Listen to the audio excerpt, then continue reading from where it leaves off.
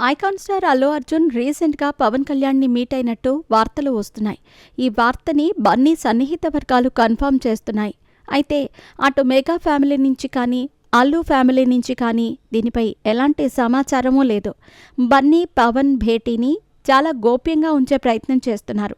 కుటుంబ సభ్యులు మీట్ అయితే దానిని ఇంత రహస్యంగా ఉంచాల్సిన అవసరం ఏంటి? అదేమీ తప్పు కాదు కదా అనే ప్రశ్న వినిపిస్తోంది. అయినప్పటికీ ఎందుకు రహస్యంగా ఉంచుతున్నారు అనేది ఫ్యాన్స్కి అర్థం కాని విషయం. ఇటీవల పవన్ కళ్యాణ్ చిన్న కుమారుడు మార్క్ శంకర్ సింగపూర్లో అగ్ని ప్రమాదానికి గురయ్యాడు. స్వల్ప గాయాలతో మార్క్ శంకర్ కోలుకున్నాడు. దీంతో మార్క్ శంకర్ని చూసేందుకు అల్లు అర్జున్ పవన్ ఇంటికి వెళ్లారట. దాదాపు గంట సమయం అల్లు అర్జున్ పవన్ కుటుంబ సభ్యులతో గడిపి వచ్చినట్టు తెలుస్తోంది. పవన్ కళ్యాణ్ని అల్లు అర్జున్ మీట్ కావటం సాధారణంగా అయితే పెద్ద చర్చనీయాంశం కాదు. కానీ గత కొన్నేళ్లుగా జరుగుతున్న పరిణామాల వల్ల వీళ్ళిద్దరి గురించి ఎలాంటి న్యూస్ వచ్చినా వైరల్ అవుతోంది.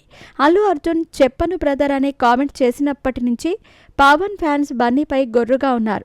ఆ తర్వాత రాజకీయాల కారణంగా మెగా అల్లు ఫ్యామిలీల మధ్య విభేదాలు మొదలైనట్టు కూడా వార్తలు వచ్చాయి.